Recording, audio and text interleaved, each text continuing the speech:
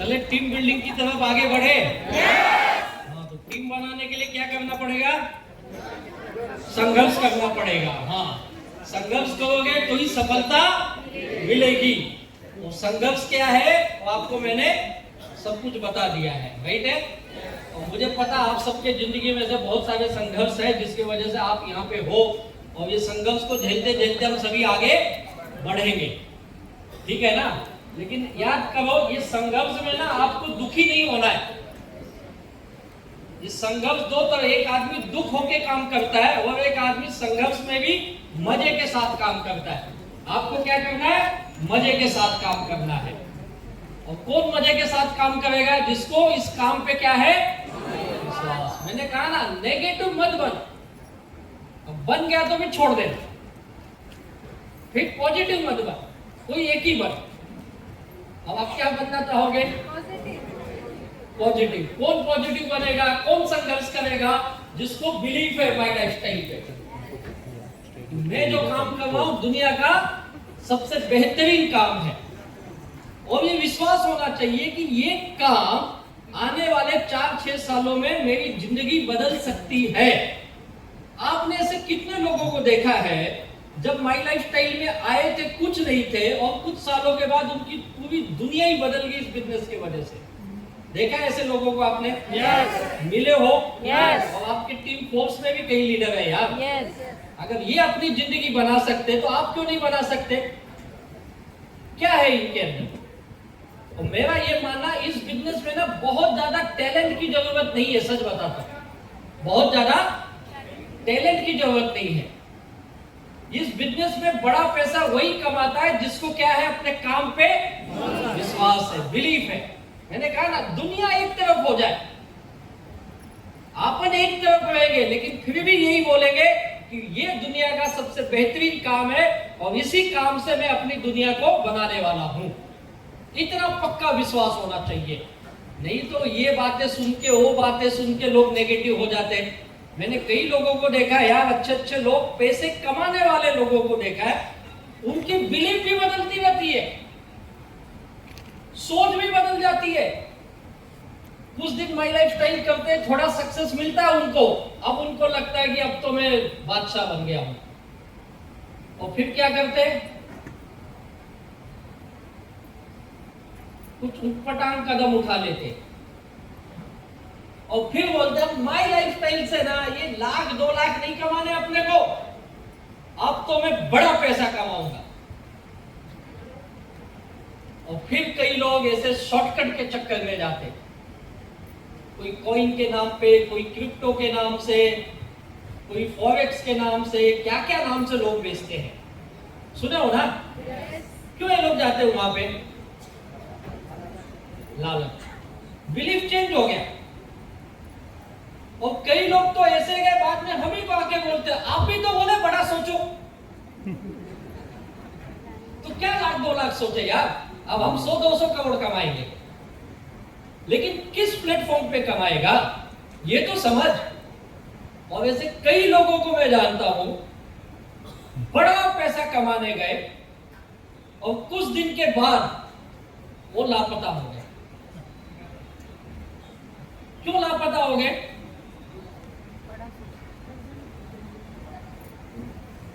क्योंकि जहां बड़ा पैसा कमाने गए थे ना, और वो क्या आपको दिखाते पता है क्या? ये माय लाइफस्टाइल अभी ओल्ड डेटेड, आउटडेटेड है बिजनेस से। ये कोई काम है? गरीब लोग करते, तेल शैम्पू साबुन गली गली बेचते।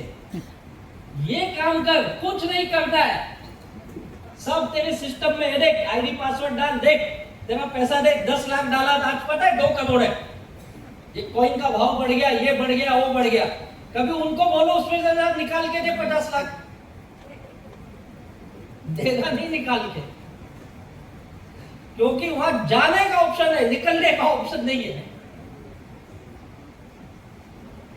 और ऐसे एक लीडर को मैं जानता हूं जो बहुत बेहतरीन काम कर रहा था, बहुत सिस्टमेटिक काम कर रहा था, पता नहीं उसके दिमाग में, उसके विचार में कहां से ये बात आ गई। और ये जो लोग यहां से वहां जाते हैं ना, एक वजह और है, कंपनी वजह नहीं है। कौन वजह होगा? लालच तो एक है, और एक चीज है अपलाइन डाउनलाइन का इशू, अब तो तुझे मैं दिखाता हूं, अब तो मैं तुझे दिखाता हूं। और ये धंधे मैंने कहा ना, नया आदमी बहुत ईमानदार होता है। जैसे आप रैंक पे आ गए ना, सबको ये पता है मैं अपने अपलाइन के कौन सी साइड में आता हूं। पता नहीं कैसे मालूम इनको।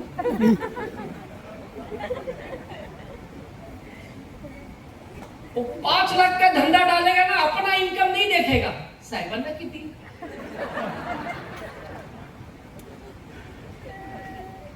ऐसे तो बिलीव है इनके। और इतना बढ़िया काम करने वाले, अपलाइन डाउनलाइन का इशू, ईगो क्लैशेस, और फिर थसल।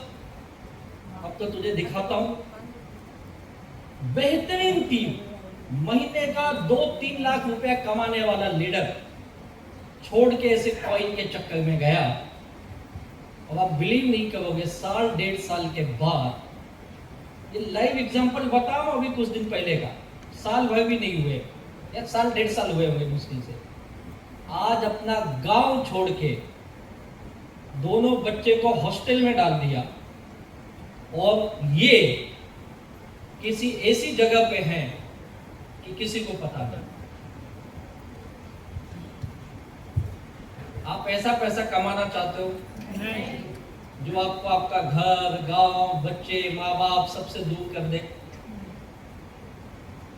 क्यों ऐसा हुआ होगा? जिस एक्सचेंज पे ये दिखाते थे ना हमारा पैसा इतने का इतना हो गया, वो एक्सचेंज ही गायब है।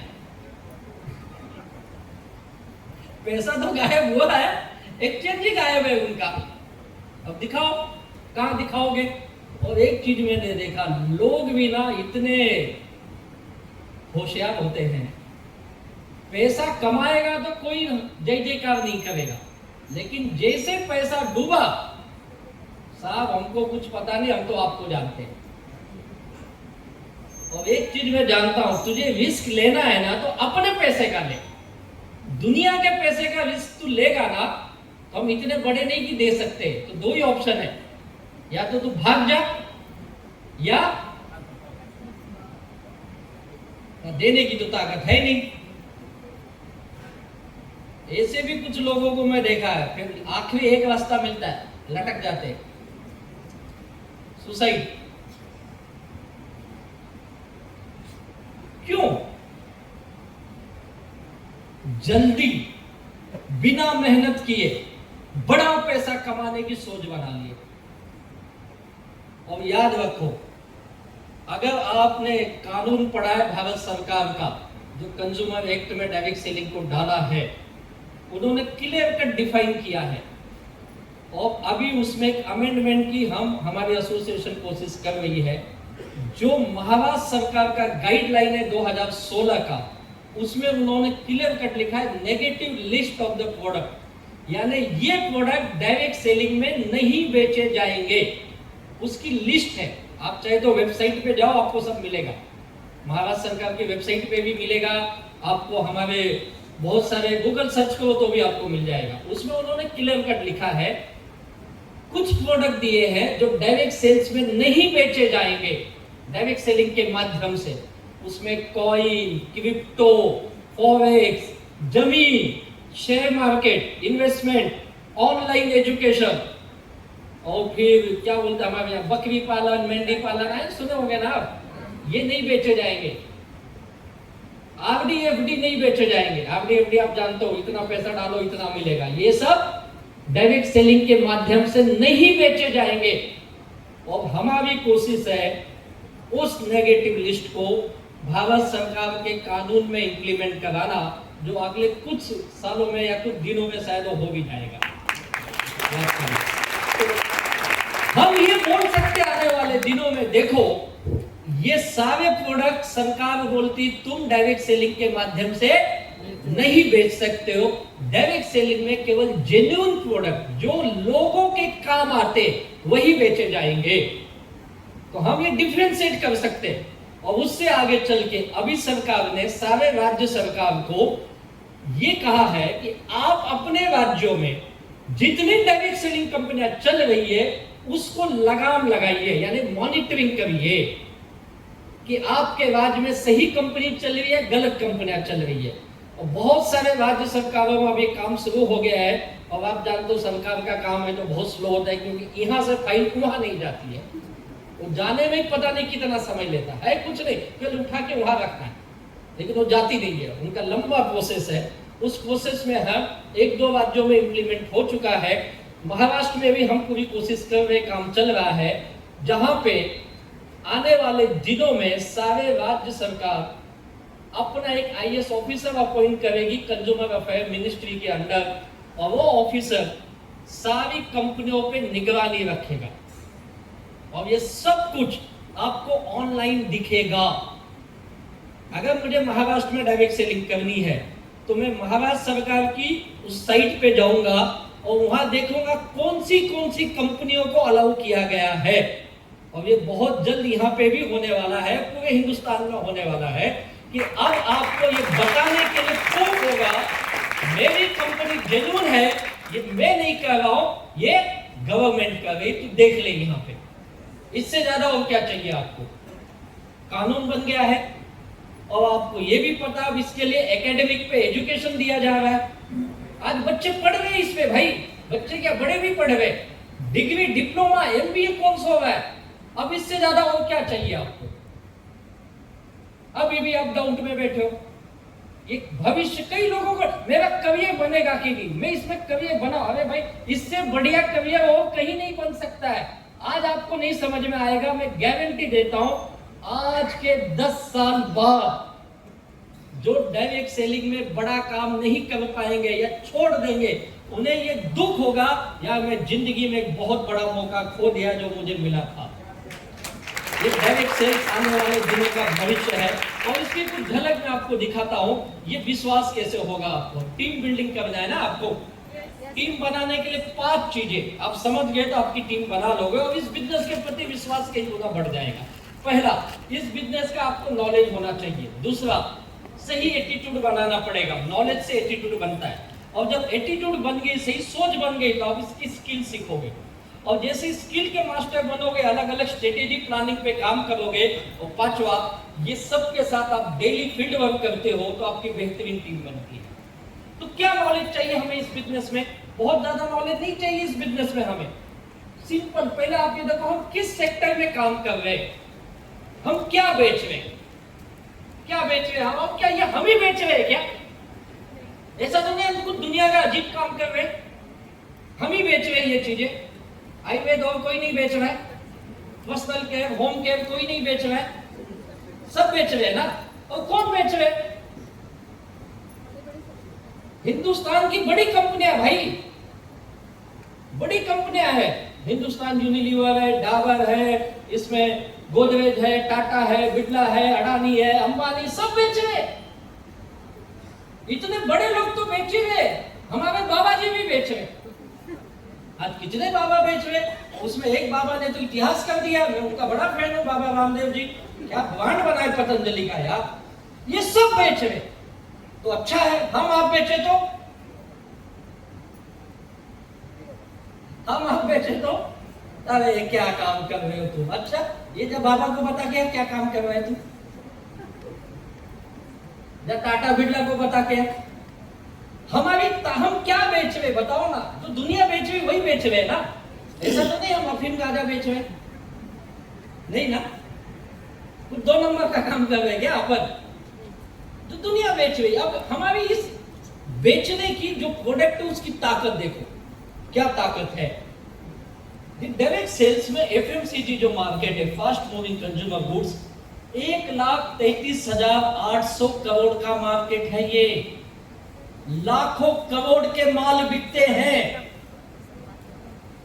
आप एक एक प्रोडक्ट देखो, यहां शैम्पू बिकता है 3,200 करोड़ का भाई।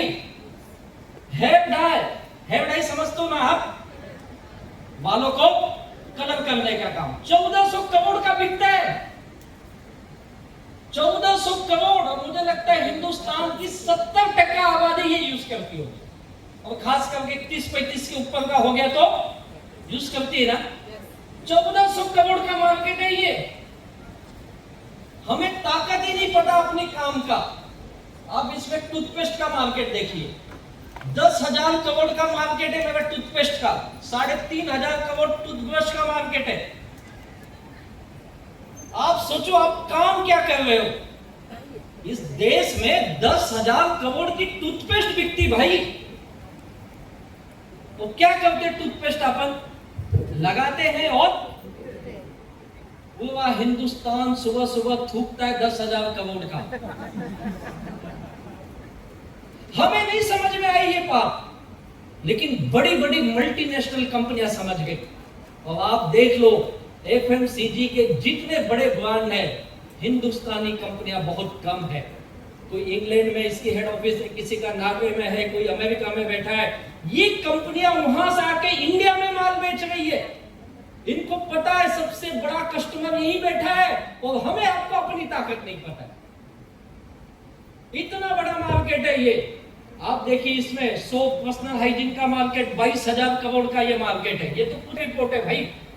22,000 करोड़ में एक एक ब्रांड आप देखो क्या बिकते। Life boy, santoor, lux, Dettol, क्या एक से एक ब्रांड है यार। सब 1,000, 1,500, 2,000 करोड़ के ये बिकते। लेकिन हमें इसकी ताकत है। ये देखो हमारे लॉन्ड्री केयर का मार्केट 17,000 करोड़ का मार्केट है। ये केवल कपड़े धोने के लिए 17,000 करोड़ इस देश में इसके प्रोडक्ट बेचे जाते हैं। वेलनेस एंड ब्यूटी का मार्केट देखिए 80,000 करोड़ का मार्केट है। तमाम कंपनियां इसमें काम करी, एक से एक दिग्गज नाम है इसमें। ये देखिए आयुर्वेद का मार्केट 92,000 करोड़ का मार्केट है। अब सारी दुनिया आयुर्वेद अपनाने जा रही है।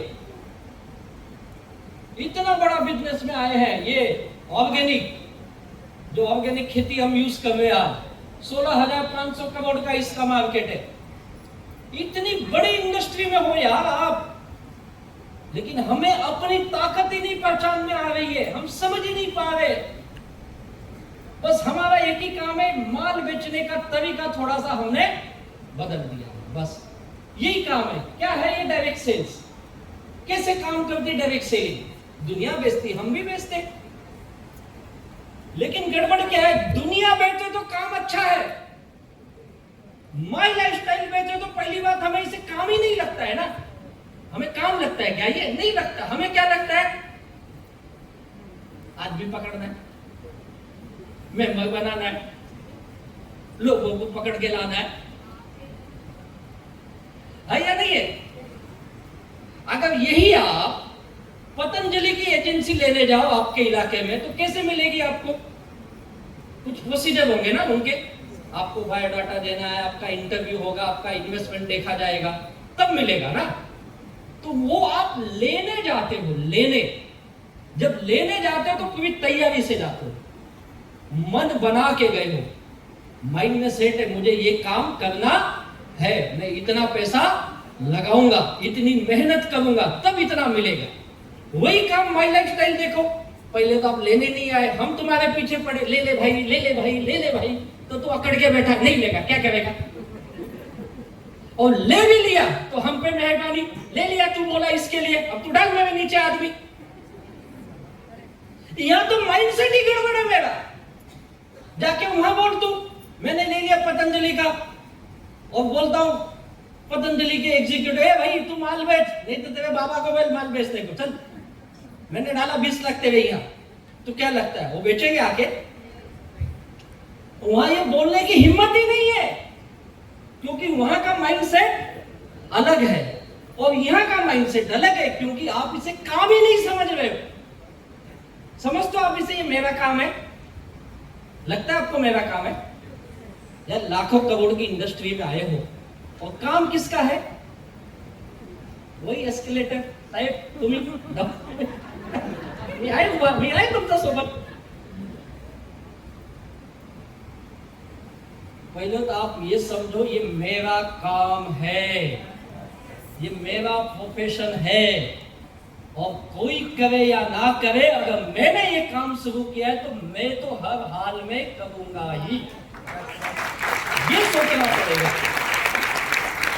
तब आप कामयाब। मैं कभी अपलाइन पे डिपेंड नहीं रहा। मैंने कहा ना मैं अपलाइन से नाटक किया, लेकिन जिस दिन काम शुरू किया डिपेंड नहीं रहा, कभी अपलाइन को ये नहीं बोला तुम आके मेरा प्लान दिखाओ। शुरू में मैं भी ले गया लोगों को, लेकिन वो इंग्लिश ही बोलता था और मेरे लोगों को इंग्लिश नहीं आती, तो मुझे बोले तू बोलना। मेरे दिमाग में बात गई, बोला बात सही है, साहब बोल रहे थे, मुझे बोलना पड़ेगा। और मैं बोला जो भी आया मुझे। अगर नहीं बोला होता तो मेरी टीम नहीं बनती थी। अगर आप डायरेक्ट सेलिंग में आए हो, ये सोच के आओ ये मेरा काम है, मुझे ही करना है। अपलाइन करे ना करे, डाउनलाइन करे ना करे, मुझे करना है।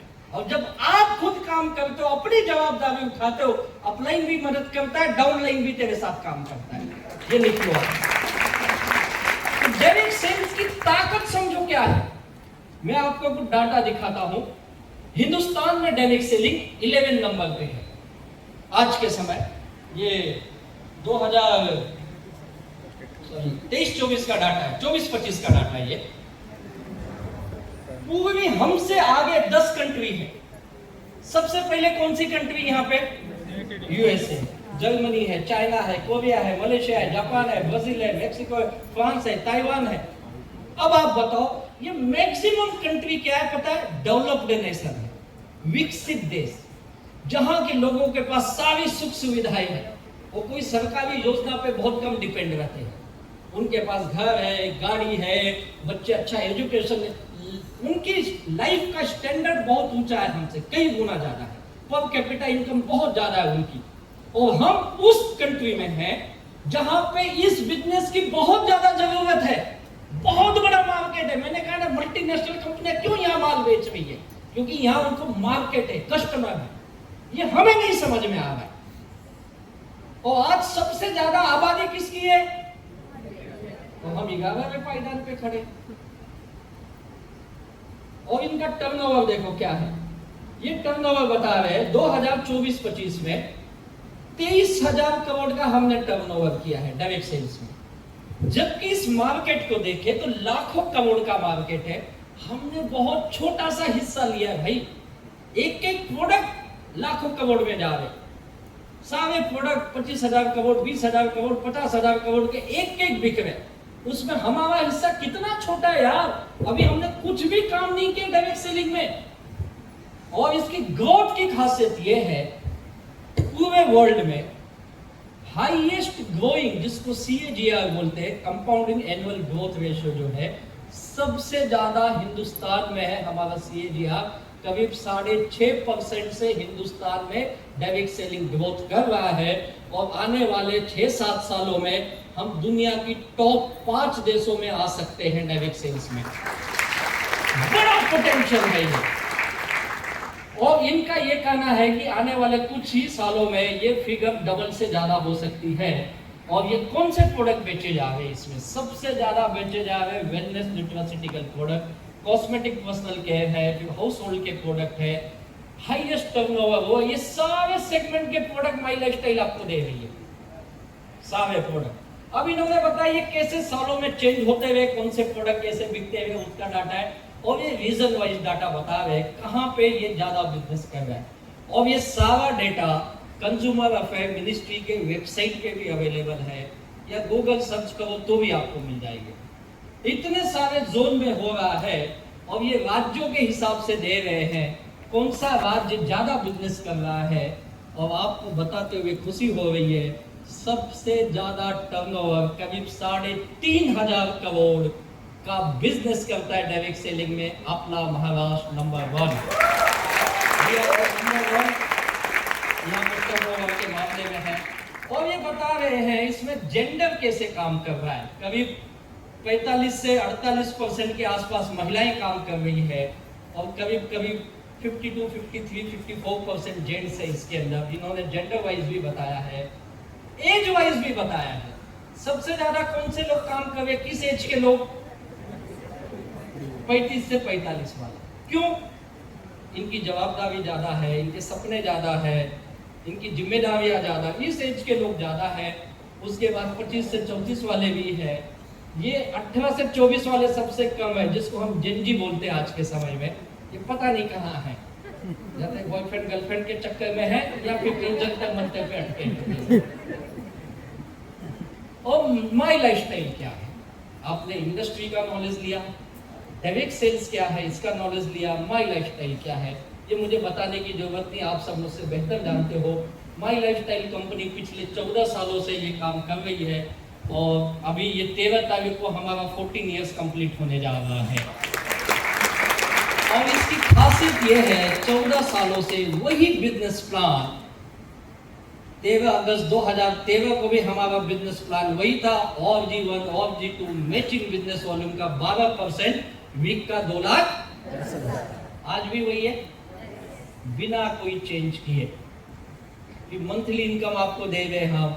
आप सोचो एक ऐसा हमारा बिजनेस प्लान है, एक बार प्रोडक्ट आप खरीदते हो या बेचते हो, कंपनी 3 बार आपको पैसा देती है अलग अलग तरह से। कैसे? एक वीकली उसी सेल पे मिलता है, दूसरा मंथली, और अभी जेटीसी अबाव को ईयरली भी दे रही है कंपनी। बस आप रिटेल करते हो अलग, कंपनी आपको दे रही है। एक सेल पे 3 बार पैसा हिंदुस्तान में कोई दूसरी कंपनी नहीं देती है, only and only my lifestyle देती है। और इसके प्रोडक्ट के बारे में बताने की जरूरत नहीं, आप सब जानते हो। केवल ये सोचिए ये कौन लोग प्रोडक्ट बना रहे जिन्होंने हिंदुस्तान में बहुत बड़े बड़े ब्रांड दिए। पॉन्ड्स का नाम आप सुने हो? पॉन्ड्स, POND, पॉन्ड्स, जो हिंदुस्तान में लेके आए। पहले ये केवल इंग्लैंड में बिकती थी, इनकी पेमेंट कंपनी यूनिलीवर के माध्यम से। इसे इंडिया में लॉन्च करने वाले मिस्टर के राजेश सर हैं, जो आज हमारे चीफ कंसल्टेंट हैं, जिन्होंने दुनिया का आयुर्वेद के बेहतरीन प्रोडक्ट दिए, जिन्होंने डाबर के बहुत सारे प्रोडक्ट डेवलप किए, और वो खुद बोलते हैं मेरे जिंदगी का बेहतरीन प्रोडक्ट मैंने बनाया, जो हिंदुस्तान में कई सालों से नंबर 1 प्रोडक्ट है, दैट इज द डाबर का च्यवनप्राश। वो बनाने वाले डॉक्टर DV नारायणा आज हमारा एलिमेंट वेलनेस प्रोडक्ट बना रहे हैं। तो बताने की जरूरत है, 3 बार हमें बेस्ट प्रोडक्ट का अवार्ड मिल चुका है। जिन्होंने एक सा ब्रांड बनाया जो टीवी खोलो तो हाईएस्ट एडवर्टाइजमेंट चलती है उसकी, फेयर एंड लवली। उसके की साइंटिस्ट है डॉक्टर गवर्नन सर, और गवर्नन सर का वो अनुभव हम माई लाइफस्टाइल के पर्सनल केयर में ले रहे। अभी उन्होंने हमें एक नया ब्रांड बना के दिया हेलो के नाम से। आप सोचिए कैसे लोग हैं जो माई लाइफस्टाइल के लिए प्रोडक्ट बना रहे, जो हिंदुस्तान को बेहतरीन ब्रांड दिए जो आज भी बिक रहा है। ऐसे लोग अगर माई लाइफस्टाइल के साथ जुड़ के हमें प्रोडक्ट बना के दे सकते हैं, तो सोचो माई लाइफस्टाइल कितना बेहतरीन मैनेजमेंट है जो ऐसे लोगों को अपने साथ एसोसिएट करता है। ये बेहतरीन प्रोडक्ट, और इसके रिजल्ट बताने की जरूरत नहीं आपको। डॉक्टर शर्मा है, डॉक्टर पाटनकर, जिन्होंने किडनी पे बड़ा रिसर्च किया है, उनके कई थीसिस है, आप देखिए बहुत बड़ा नाम है डॉक्टर पाटनकर अपने फील्ड के। ऐसे ऐसे लोग हमारे साथ जुड़े। हमने एग्रीकल्चर में बहुत बड़ा काम किया, आप जानते हैं इंडिया एग्रो कितना बेहतरीन प्रोडक्ट है। और फिर बिजनेस प्लान आप जानते हो, टेक्निकल नॉलेज थोड़ा ले लो, क्या चाहिए, KYC करना, ये करना, वो करना, ये सीख लो, और थोड़ा फील्ड में घूमने का नॉलेज ले लो, आप बिजनेस कर लोगे यार। और फिर इसमें आता है सबसे इंपॉर्टेंट टीम बिल्डिंग का। एक एक चीजों अगर आप समझते, नॉलेज आपको आ गया, तब आपको क्या बन जाएगा नॉलेज से? एटीट्यूड, आपकी सोच। और मैं हमेशा बोलता हूँ इस बिजनेस में सबसे इंपॉर्टेंट यही है, सही सोच, सही नजरिया। आपको जिस दिन ये लगने लगेगा ये मेरा काम है और मुझे ही करना है, उस दिन आप इस बिजनेस के ना सही ढंग से बिजनेस समझने वाले इंसान बनोगे। जब तक आप ये सोचोगे ये किसी और का काम है, तब तक आप बड़ा काम नहीं कर सकते।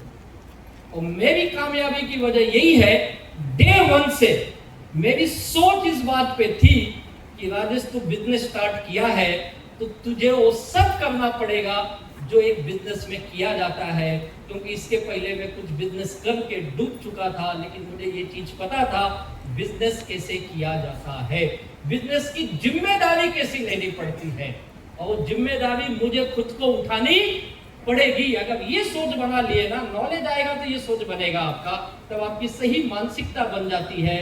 और सारा खेल इस मानसिकता का है। क्यों लोग कुछ दिन काम करते कुछ दिन नहीं करते? क्योंकि जब काम कर रहे थे तब उनकी मानसिकता सही थी, आज काम नहीं कर रहे यानी उनकी मानसिकता गड़बड़ हो गई, माइंडसेट बदल गया, बाकी कुछ नहीं है। माइंडसेट बदल गया यानी बिलीफ चेंज हो गया, तेरा विश्वास बदल गया है। सिंपल माइंडसेट है इस बिजनेस का यार।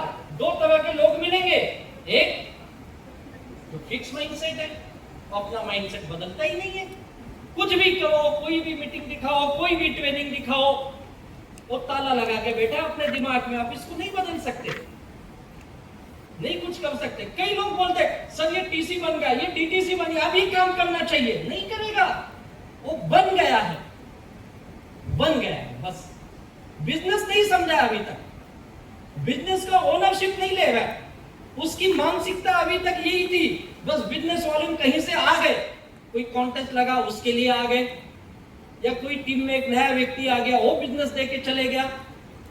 तो टीसी डीटीसी बनना यानी तुम बिजनेस समझ गए, इसकी कोई गारंटी नहीं है भाई, नहीं है।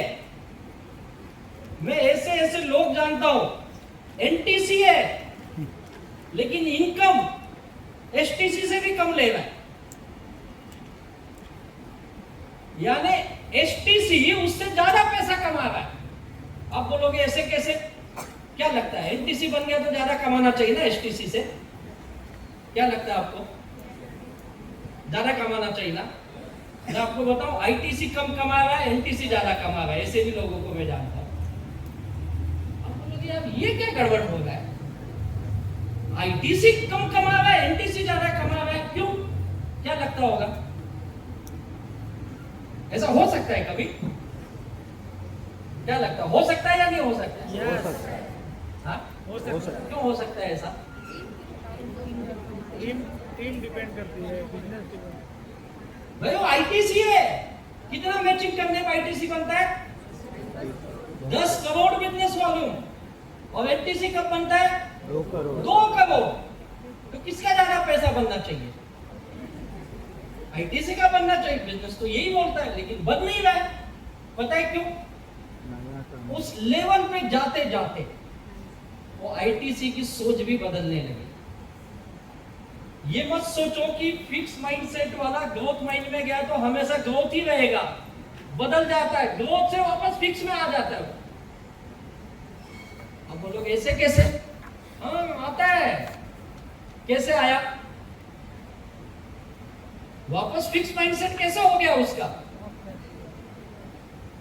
ईगो, जेलेसी, यहां जेलेसी भी मैं देखा बहुत चलता है। मेरा डाउन लाइन एक अच्छा काम कर रहा है और उसकी इनकम उससे ज्यादा आ गई।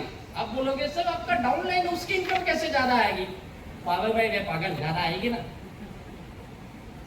तो मुझे जेलेसी होता है।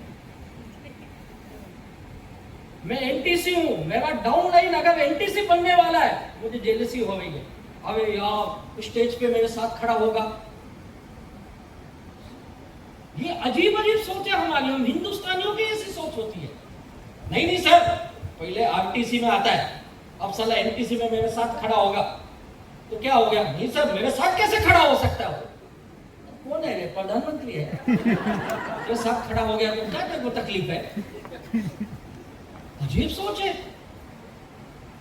तो क्या करेगा वो? एनटीसी कैसे ना बने, सारा ताकत उधर लगा है, सारी पावर उधर लगा है।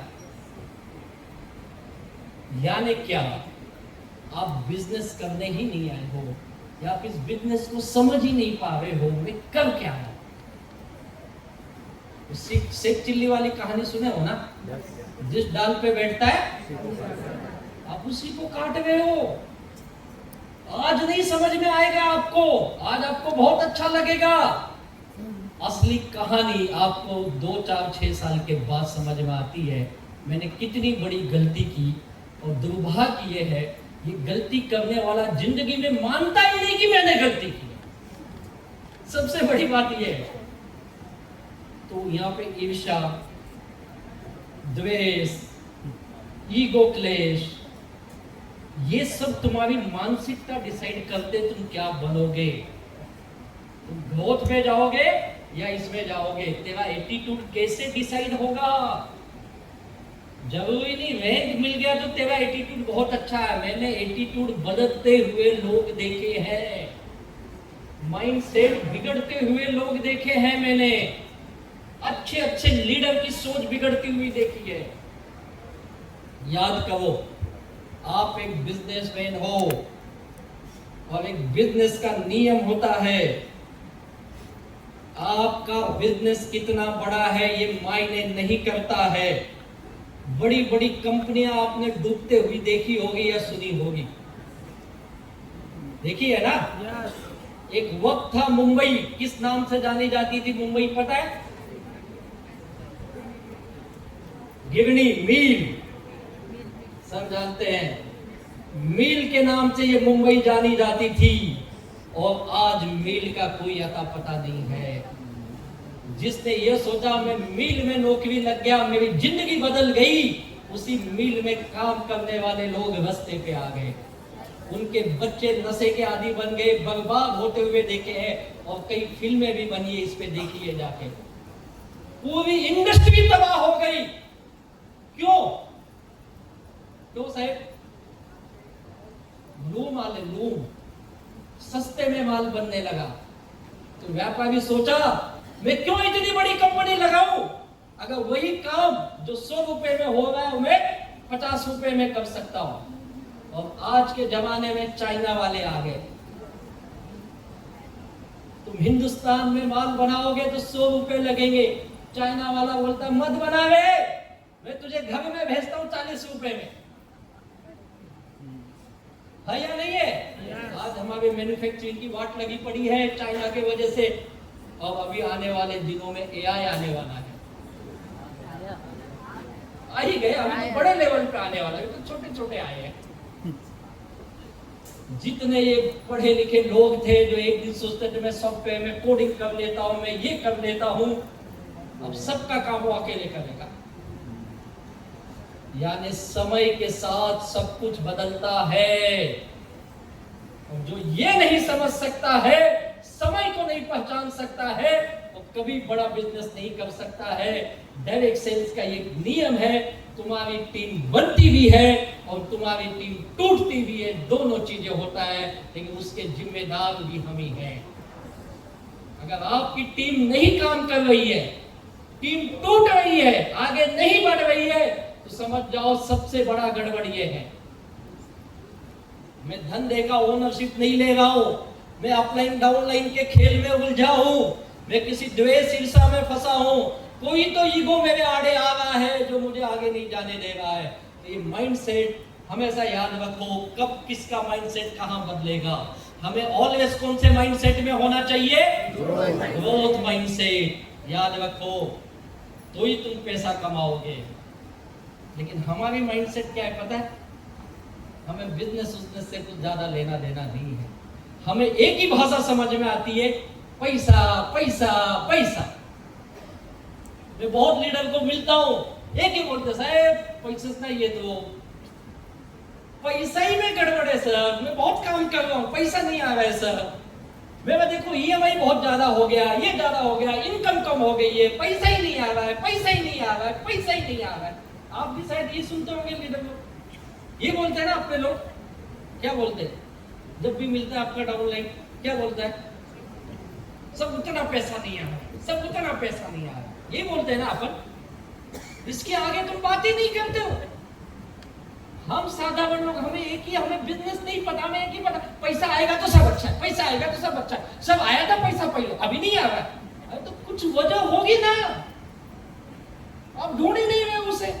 आपको यही लगता है दुनिया में मैं ही सही हूं, बाकी सब गड़बड़ है। आप जब नए थे तो ट्रेनिंग मीटिंग में खुद जाते थे, जाते थे नहीं जाते थे? पास खुद खरीदते थे, खुद ही बस और ट्रेन में पकड़ के जाते थे। और जैसी रेंट पे आ गए, पास का पैसा वो सब थोड़ा मैनेज करो ना, अब पास का पैसा देने में जान पे आ गई है तेरे को। है या नहीं है? सच बताओ, लीडर लोग जानते ही होंगे कितने मुश्किल से लोग आते हैं ना अपने, आखिरी दिन तक पूछना पड़ता है, ये बताना कितने, ये बताना कितने, ये बताना कितने। वहां से अपलाइन पूछ रहा है, जल्दी बता, आज आखिरी दिन है, आज आखिरी दिन। हमारा तो रोज आखिरी दिन बदलता है सर, आखिरी दिन खत्म ही नहीं होता अपना, ये हॉल में आके ही खत्म होता है आखिरी दिन। और मैं हर बार देखता हूं, हम सोचते 200 से ज्यादा नहीं आएंगे, वो लोग रो के आखिरी दिन तक 150 की तैयारी होती है और हॉल में आते समय 250 100 अचानक कैसे बढ़ गए वे? रात को सपना आया था, देवी माता इसके अंदर आई थी, बेटा तू जा सुबह,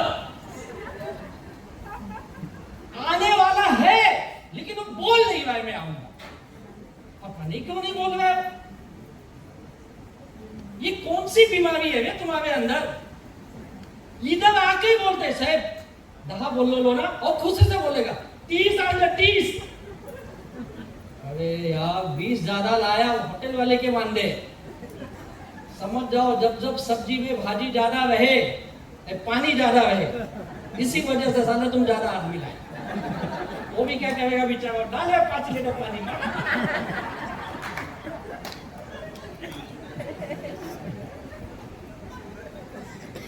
क्यों आखिरी दिन तक इंतजार करते हो?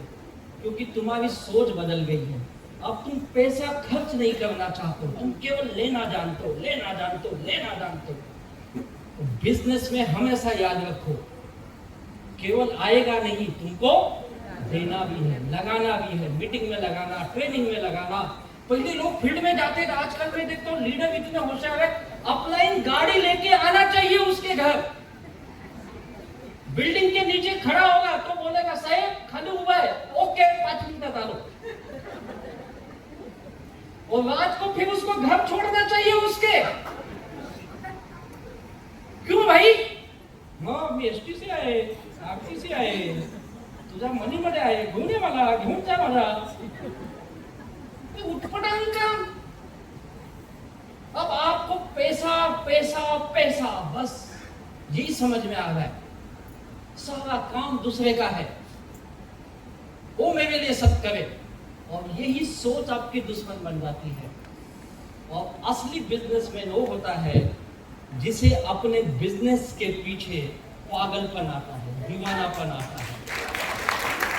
और मैं कई बार बता चुका हूं, मैं हर अपनी ट्रेनिंग में ये चीज बताता हूं कि अगर सपना पूरा करना है तो पैसे के पीछे मत भागो, काम के पीछे भागो, काम। और ये मैं नहीं बोल रहा हूं, हमारे देश के सबसे अमीर आदमी मिस्टर मुकेश अंबानी जी ने अपने एक इंटरव्यू में कहा है, उनसे पूछा गया देश के युवा जो उद्योगपति बनना चाहते हैं, जो स्टार्टअप करना चाहते हैं, जो स्टार्टअप कर रहे हैं, उनके लिए कुछ आप ज्ञान दीजिए, मंत्र दीजिए। तो उन्होंने एक मंत्र दिया, बोले जो मेरे पिताजी हम लोगों को सिखाते थे, वो एक ही बात हमको सिखाया, दी ग्रेट धीरू भाई अंबानी ने अपने बच्चे को ये सिखाया, पैसे के पीछे मत भागो।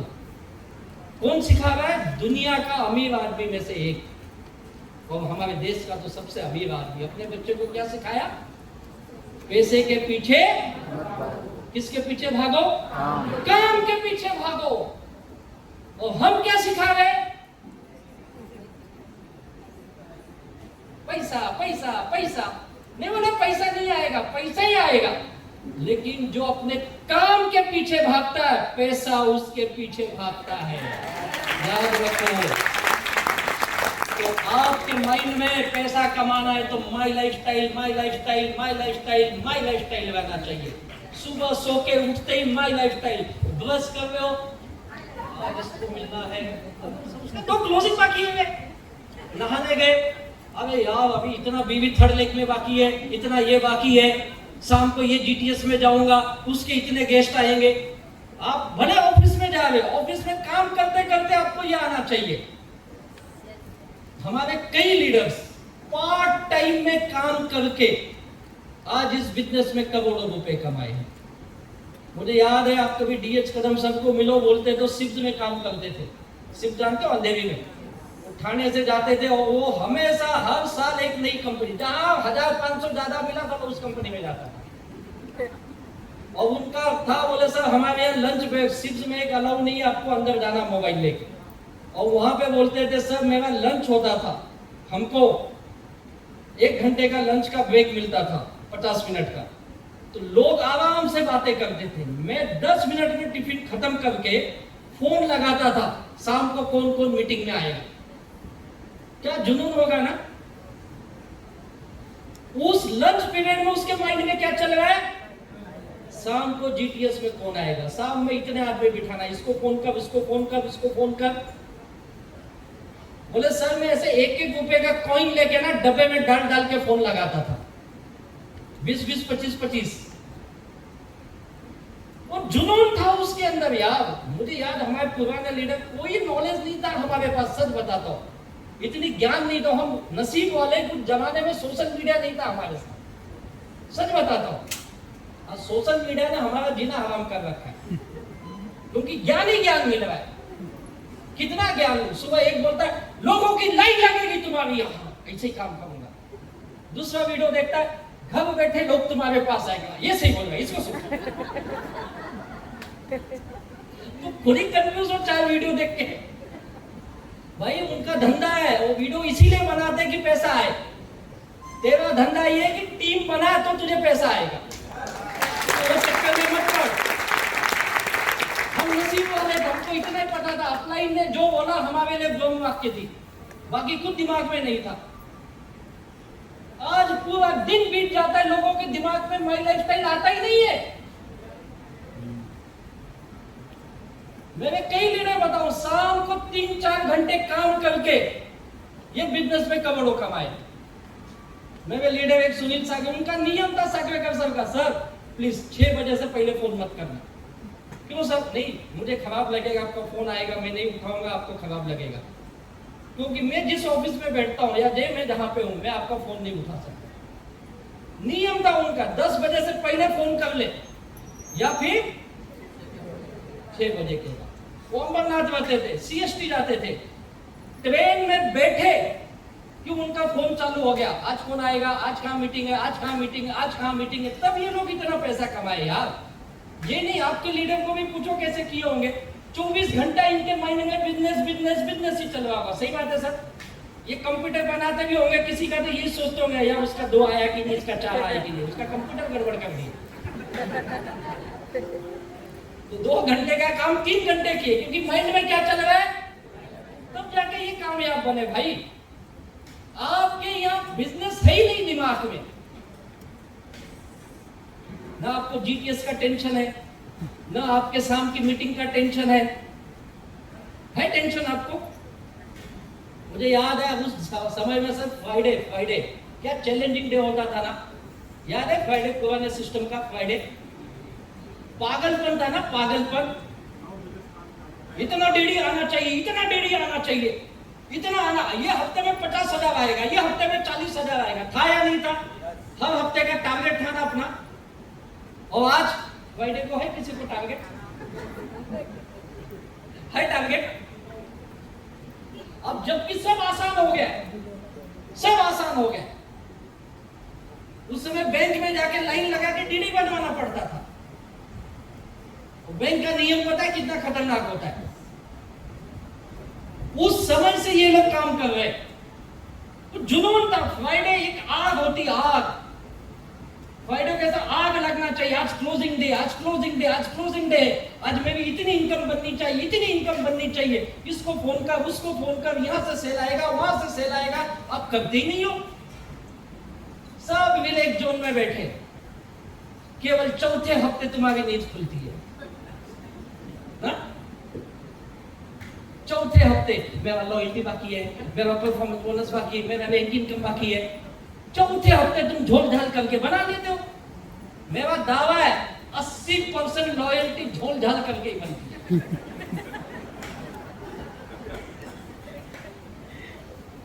और मैं तो कई बार मैनेजमेंट को बोल दिया, सर ये हमारा दुश्मन, इसको बंद करो। तो मुझे गुस्से से मत देख, साला ये बंद कर देगा तो मेरा क्या 5,000 7,000। बोला 2 नियम बदलो इसका, 5,000 नहीं 10,000 दो, लेकिन नियम बदलो। सही बोलो या नहीं? यहाँ हाई बोलोगे, बाद में गाली देगा, नहीं यार मुझे क्या। सच बताओ, जितने लोग लॉयल्टी के लिए काम करते हैं ना, तुम अपने सपनों के दुश्मन हो। क्या करने का 7,000 5,000 से बताना। तेरा टारगेट होना चाहिए, हर हफ्ते मेरा 10,000 का चेक बनना चाहिए, तो बनना चाहिए। क्यों नहीं लेते ये टारगेट? फ्राइडे यानी आपके अंदर आग लगनी चाहिए, आज फ्राइडे है, ये आग लगती नहीं तुम्हारे अंदर? क्यों नहीं टारगेट लेते हो? आप बिजनेस कर रहे हो ना, धंधा किसका है? मेरा। सपने किसके हैं? मेरे। तो जवाबदारी कौन लेगा? लोग डाउनलाइन को पूछते हैं, ये आज कितना सेल है? डाउनलाइन हमारा बाप है। आपके सामने हाँ सर बहुत है, बहुत है, बढ़िया है, बढ़िया डालेंगे। तुम्हारे फोन रखते ही साला तेरा इनकम कैसे आता देखता हूं। कभी भी डाउनलाइन से ये मत पूछो तेरा सेल कितना है, उल्टा पूछो ये हफ्ते तेरी इनकम कितनी आएगी बोल, मैं मदद करने को तैयार हूं। याद रख तेरी इनकम 8,000 आनी चाहिए, 10,000 आनी चाहिए, 15,000 आनी चाहिए। उसे मोटिवेट करो ज्यादा इनकम लेने के लिए। लेकिन आप करते नहीं हो। मुझे याद है फ्राइडे मेरे घर से जब हम नए नए थे उस वक्त कोई भूल के भी मुझे फोन नहीं करता था। उसे पता है फ्राइडे साला पागल हुआ बैठा है। फ्राइडे यानी आपका बीपी 20% ऊपर रहना चाहिए, 80-120 नहीं चाहिए, 100-140 चाहिए, तो तू धंधा कर लेगा। हाइपर फ्राइडे धंधा ना धंधा ना धंधा ना धंधा ना, ये सोच होनी चाहिए इतनी इनकम बनाऊंगा, इतनी इनकम बनाऊंगा, तब सपने पूरे करोगे ना यार। तुम ना प्रेशर लेना चाहते हो, ना टेंशन लेना चाहते हो, सब कुछ दूसरे के भरोसे बैठे हो, अच्छा अच्छा कोट और टाई खरीद लिए हो और दुखी हो उसी को देख देख के। काम का दीवानापन आना चाहिए। जो केवल काम काम काम रोज सोचता है उसे इस काम से मोहब्बत हो जाती है, ऐसी मानसिकता बन जानी चाहिए। मैं इस काम को तुम एंजॉय करो। हमें मजा आया, मुझे कभी इस काम से दुख नहीं हुआ, सच बताता हूं कभी नहीं हुआ। चौथे महीने जब नौकरी छोड़ी ना, इस माइंड सेट के साथ ही छोड़ी थी, साला जितना नौकरी से कमाता हो ना उतना यहाँ से कमा ही लूंगा मैं। और मुझे कभी दुख नहीं हुआ। मैं 8 बजे घर छोड़ देता था, 7:30-8 बजे, और रात को 11-12 बजे से पहले कभी नहीं आता था। और सच बताओ मुझे घर से टिफिन भी मैं नहीं लेता था। ऐसा नहीं कि देते नहीं थे, देते थे, साले गाली बना बना के देते थे। कुटे जाएगा कुत्ता हरामी, क्या करता है वैसे। सुबह 8 बजे से टिफिन बना दे, कौन सा अभी तो नौकरी छोड़ दिया ना, क्या करेगा 8 बजे टिफिन ले जाके। मैंने बंद कर दिया, साला 2 रोटी दे दो मेरा खून चूसता है वो। खाना कम है, गाली ज्यादा, नहीं चाहिए तुम्हारे। और मेरी खासियत, मुझे कभी घर से फोन ही नहीं आया, तू किधर है, कितने बजे आएगा, तू क्या खाएगा, साला पूछा ही नहीं। जो मिला खाओ, घर में 1 रुपया देता नहीं, ऊपर से पूछो मुझे ये सब्जी चाहिए, खरीद के ला। इससे अच्छा जो मिले चुपचाप खा लेने का। मैं एक चीज जानता हूँ, घर में अपने को किटकिट नहीं चाहिए, और मेरे घर में सबसे ज्यादा किटकिट। इसके लिए अपन घर से बाहर, ऐसा नहीं कि मुझे घर अच्छा नहीं लगता है। 2 चीजें, घर वाले का नाटक, दूसरा जिसका लिया वो आते। मेरे गुरु थे, सीनियर थे हमारे लोन में, हम तो 7-8 लाख, वो उस समय 30-40 लाख लिया था। उसने हमको ज्ञान दिया, देख वादे जिसका है दे डालने का। मतलब तो मुझे भी पता आएगा तो ना। बोला नीयत है देने की, बोला नीयत बहुत है, पैसा कहाँ से आएगा वो बता। बोला अभी नहीं आ रहा है, बोला नहीं आ रहा है। तो दूसरा काम था, बोला बता प्रभु क्या करूं। बोला जिसका लिया है ना उसको मिली मत तू। बोला हाँ ये काम का चीज है। और मैं घर से इसीलिए भागता था। अब आप बिलीव नहीं करोगे, मेरे पास कोई गाड़ी नहीं थी, 2 व्हीलर तक ऐसे नहीं ले नहीं सकता था। उस समय 50-60 हजार की 2 व्हीलर आती है, लोन के तो अपन वैसे उस्ताद थे, लेकिन लिया नहीं। जिसका 20,000 लिया साला गाड़ी ले जाता, कह रहे 20,000 गाड़ी टाइप। बोला है ही नहीं जा। मेरे पास 3 लाइन की पास होती थी, मुंबई में 3 लाइन चलते आप पता है, तीनों लाइन के पास मजे से घूमने का। मेरे पास कोई काम नहीं, सुबह 8 बजे घर से निकल गया, कहाँ जाऊं मैं, कोई मीटिंग नहीं है, बैठ गया ट्रेन में, चली गई CST, उतरा भी नहीं, वापस साला अंबरनाथ गया। लेकिन काम नहीं है ना, जाऊं कहां मैं। लेकिन एक माइंड सेट था, घर नहीं जाना। आज मैं देखता हूं फुल टाइमर का लाइफ स्टाइल, 12 बजे सो के उठ रहे भाई साहब। वो बोलता मैं full time my life style करता। हट, फुल टाइम नहीं करता है, पार्ट टू पार्ट टाइम करता है। साला 4 बजे घर से निकलता है, लाली पाउडर लगा के, कोट वोट पहन के, फिर जाएगा GTS के हॉल के बाहर, फिर 2 गुटखा खाएगा, 2 चाय पिएगा, फिर बोलेगा डाउन लाइन गया कितना आदमी में। क्या नाटक है ये? तू करोड़पति बनने आया या नौटंकी करने आया है? एक मीटिंग ट्रेनिंग को बुलाओ तो जान पे आती है, और खास करके नए लोग, इनको कहीं दूर ले जाओ किसी मीटिंग ट्रेनिंग को तो अगले 5 साल वही कैसेट बजाएंगे। जैसे आप गए होंगे ड्रीम डे में संभाजी नगर औरंगाबाद, रात को आने में लेट हो गया, या तो सुबह आए होंगे लेट हो गया, वहां पानी नहीं मिला तो कई लोग इतना धूप किधर लेके आया, इतना धूप। अरे धूप खाना 5 बजे के बाद धूप गया ना, वो बोलना। कहाँ बिठा दिया ला के, पानी तक नहीं दिया, ये नहीं दिया। हाँ तू ससुराल में गया तेरे को खाना दे गया, हमसे 500 लिया, हाँ तुझसे लेंगे इसीलिए तो बिठाए तेरे को। बकवास की चीज। एक दिन इनको घर जाने में लेट हो गया, रात को 2-3 बजे पहुंच गए, तो पूरी जिंदगी कैसे रात को 2 बजे घर गया। साला इतना दुखी मन से तू काम करेगा तो क्या तुझे काम से प्यार है रे? काहे का दुखी होता है तू? गया तो गया 2 बजे, वैसे भी 11 बजे जाके क्या कर लेता था? यही तो करता, मोबाइल ही देखता है 2-2 घंटे। 2 बजे गया, 3 बजे गया, गया ना साला। हम तो रात में स्टेशन पे सोए कई बार, सच बताता हूँ। कल्याण, दादर, बोरीवली फिक्स थे हमारे, कई बार वहां रुक गए। आखिरी लोकल छूट गई, अब छूट गई तो छूट गई। मैं देखता हूँ लोग टाइम, वो साइड जल्दी जल्दी मीटिंग खत्म करो, 10-20 वाली पकड़नी है।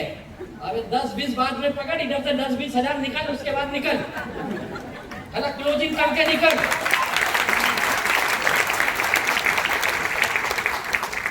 तुमको घर जाने की खाई है।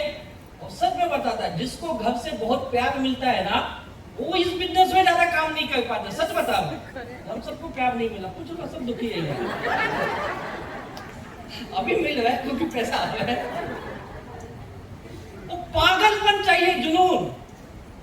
लोग दुखी हो, घर में लेट गए, दुखी हो गए, कहीं खाना नहीं मिला, होता है मीटिंग ट्रेनिंग में खाना नहीं मिला, बंद हो गया, कुछ हो गया, होता है दुखी। मुझे तो बराबर याद है, रात को 2 बजे कहाँ भौजी पाव की गाड़ी लगती है, कहाँ पे रात को चाय मिलता है, मैं आपको सब बताऊंगा। दादर में कहाँ मिलेगा, कल्याण में कहाँ मिलेगा, ठाणे में कहाँ मिलेगा। दुखी नहीं थे, अड्डे पता है जाके खाना, यार कौन देख रहा है तुझे? काम इंपॉर्टेंट है, काम। मेरे साथ एक ऐसी घटना है, एक बार मेरा पास खत्म हो गया, मैंने बनाया नहीं, ध्यान ही नहीं दिया, और साला बराबर जिस दिन पास खत्म तभी टीसी पकड़ता है। और मुझे पकड़ा उसने और बोला 250 रुपया। बोलो सर सॉरी, देखा नहीं, ये नहीं, ओ कुछ नहीं, 250 दे। बोला नहीं है मेरे पास, सच में नहीं थे मेरे पास। साला ले गया, बिठाया उसके ऑफिस में, और बिलीव नहीं कर, मैं 3-4 घंटा बैठा रहा उधर। बाद में वही पूछता तू क्या काम करता है रे? बोला मेरा फर्स्ट में।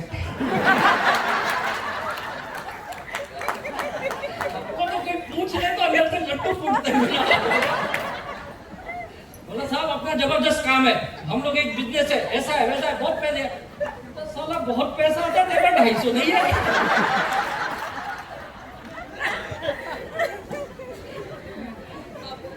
3-4 घंटा बाद वही बोला जा तू जा, तेरा कुछ नहीं होगा।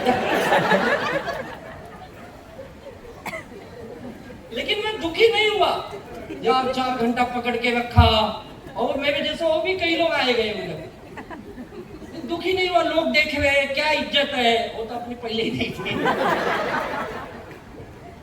लोग छोटी छोटी तकलीफ से ना दुखी हो जाते। ये बोलो, फील्ड में लेट जाना, घर पे लेट जाना, इससे आप दुखी हो जाते हो।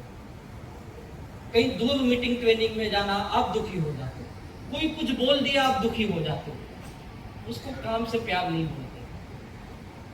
काम से प्यार ये होता है, हर हाल में उस काम को आप इंजॉय करते रहो। ये नहीं कि मुझे बहुत पैसा आ रहा, तो उस वक्त मेरे पास पैसे नहीं थे, सच बताता हूँ, और मैं अच्छे से जानता हूँ बिना पैसे से फील्ड वर्क कैसे किया जाता है। बहुत मुश्किल काम है ये, मैं भी जानता हूँ। साला 2 आदमी आगे कहीं होटल में बैठ जाओ ना, ये तो इतने डाउन लाइन होशियार होते, साले वैसे चाय पिएंगे, अपलाइन देखेंगे तो मसाला डोसा, अरे तेरी जात का इधर है नहीं ये। उसको लगता है साहब के पास है, साहब की हालत साहब को पता है। तो अपना एक नियम था, होटल में बैठे उसको पूछने गए ने, आदमी आते 2 चाय 2 खाली कप। कि अपनी औकात उतनी है। वो सारे झमेले किए यार, लेकिन मेरा ये कहना, ये तकलीफ में भी ना हम कभी दुखी नहीं हुए। कभी मन में ये ख्याल ही नहीं आया ये बिजनेस से मेरी करियर बनेगा कि नहीं बनेगा। और इतना पागल की तरह काम किए ना, सच बताता हूँ, मुझे 22-23 महीने लगे। मैं इस बिजनेस से 25 लाख से ज्यादा पैसे कमाया नहीं, बचाया था, और मैंने सबके वापस किए। और उसके बाद मैंने जिंदगी की पहली गाड़ी खरीदी, उस समय स्कोडा ऑक्टाविया 14 लाख। और मेरे लीडर मुझसे दुखी थे, तू इतना पैसा कमा रहा है, गाड़ी क्यों नहीं लेता है? और आपको तो मैंने डाउनलाइन ने खरीद ली, वो वैगनर खरीदे, ये खरीदे। उनको बता ना, डाउनलाइन जानता है, हम धंधा डाले इसको कितना आ गया, ये ले क्यों नहीं भाई? उनको पता नहीं मेरा गोल बहुत अलग था। मुझे लोगों का पहले क्लियर करना। मैंने खुद से वादा किया था, जब तक ये नहीं होगा मैं अपने लिए कोई खर्च नहीं करूंगा। बस जो मीटिंग ट्रेनिंग को लगा वही। और जब मैं स्कोडा ले गया, पूरे टीम में सेवा जय का हुआ, फूल माला टोपी सब लगा, आगे सुधर गया ये गाड़ी ले ही लिया आखिर में। और मैं घर गया रात को आधा किलो मिठाई लेके, तो मेरे घर में दुख का माहौल। मेरी माँ बहुत खुश, मेरे लड़के ने गाड़ी खरीदा, और मेरी बीवी ने हवा पंचर किया। 12 लाख का लोन लिया है। और फिर मेरी माँ, तू अभी पिछले महीने बोला सब खत्म कर दिया, लोन बिल का झमेला नहीं है, अभी तू कुत्ता वापस 12 लाख क्यों लिया है? क्या जरूरत थी इतना बड़ा लेने, छोटा गाड़ी लिया होता। बोला हमारे बिजनेस में बड़ा गाड़ी चलता है, कौन सा तेरा काम ऐसा है? बोला तू नहीं समझेगी, तू टेंशन मत ले, अगर लोन नहीं भरा ना तो जो गाली देने आएगा उसको चाबी दे देना। मेरे को कभी टेंशन नहीं था, ये 14 लाख का गाड़ी ले लिया, EMI जाएगी कि नहीं जाएगी, अपने को पता है नहीं जाएगी तो साला गाड़ी जाएगी, तो क्या फर्क पड़ता है? क्योंकि इज्जत 2 दिन के लिए आई, चली गई, क्या फर्क है? काम से दुखी मत होइए, काम में दुख नहीं महसूस होना चाहिए, उस काम का आनंद लेना चाहिए, आनंद। और जितने मजे के साथ काम करोगे ना, उतने ही मजे के साथ ऊपर वाले उस काम में बरकत करता है।